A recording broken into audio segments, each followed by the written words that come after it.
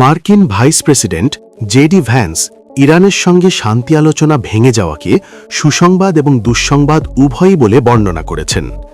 BBC প্রধান আন্তর্জাতিক সংবাদদাতা লিজ ডুসেট বলছেন, এই আলোচনা সেশনটি কতক্ষণ চলেছে সেটি তাৎপর্যপূর্ণ হলেও কোনো চুক্তিতে পৌঁছানো সম্ভব হয়নি, যা অনেকের কাছেই আশ্চর্যজনক ছিল না। বিশ্লেষকদের মতে মার্কিনিরা এই ধারণা নিয়ে পাকিস্তানে এসেছিল যে যুদ্ধে ইরান এতটাই ক্ষতিগ্রস্ত হয়েছে যে তারা দ্রুত কোনো শর্তে আপোস করতে রাজি হবে। কিন্তু জেডি ভ্যান্স স্পষ্ট জানিয়েছেন, ইরান তাদের দেওয়া শর্তগুলো মেনে নিতে অস্বীকার করেছে।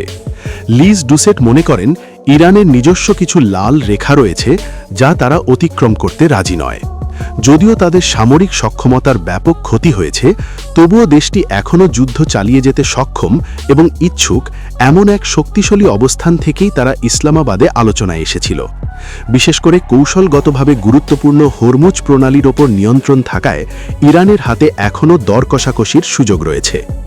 এক দশক আগে যখন তেহরান ও ওয়াশিংটন পারমাণবিক চুক্তিতে পৌঁছেছিল, তখনও দীর্ঘ 18 মাস ধরে নানা চড়াই উতরাই পার হতে হয়েছিল। বর্তমান পরিস্থিতিতে ডোনাল্ড ট্রাম্প এক কঠিন সিদ্ধান্তের মুখোমুখি। তিনি কি পরিস্থিতি আরও উত্তপ্ত করবেন, নাকি নতুন কোনো উপায়ে আলোচনার মাধ্যমে সংকট সমাধানের পথ খুঁজবেন? এখন সেটাই দেখার বিষয়।